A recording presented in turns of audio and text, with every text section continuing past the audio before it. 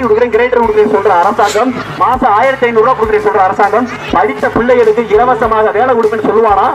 யாராவது ஒருத்தர் சிந்திச்சுக்கிறா? இந்த ஊர்ல இருக்கக்கூடிய ஒவ்வொரு இளைஞனுக்கும் அரசு வேலை கொடுத்துட்டா அதை அவன் குடும்பத்தை சம்பாதிக்க மாட்டானா? அவன் குடும்பத்தை பார்க்க மாட்டானா? அவனுக்கு பிடிச்ச டிவி, ரேடியோ, மிக்சி கிரைண்டர் வாங்க மாட்டானா? யாராவது சிந்திச்சுங்களா? அரசாங்கத்தை கேள்வி கேட்கிறோம். நாம எப்படி வெளிநாட்டுக்கு போகும்போது இந்த நாடு மாதிரி நம்ம நாடு இருக்காதா? இந்த ஊர் மாதிரி நம்ம ஊர் இருக்காதா? இந்த ஊர்ல மருத்துவமனை எவ்வளவு தரமா இருக்கு? நம்ம ஊர்ல மருத்துவமனையில மூக்க பிடிச்சிட்டு போக வேண்டியதா இருக்கு.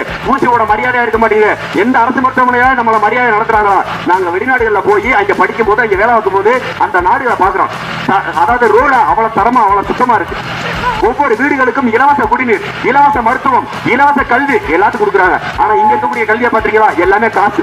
கல்வி அரசாங்கம் நடத்த வேண்டியது, அதை வியாபாரமா மாத்திட்டாங்க. மருத்துவம் அரசாங்கம் நடத்த வேண்டியது, அது வியாபாரமா மாத்திட்டாங்க.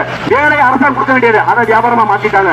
இங்க எல்லாத்தையுமே தொழிலா மாத்தின இந்த அரசியல்வாதிகள் நம்மளுடைய ஆரோக்கியத்தையும் தொழிலா மாத்திட்டாங்க. யாருமே சிந்திக்கிறது இல்ல.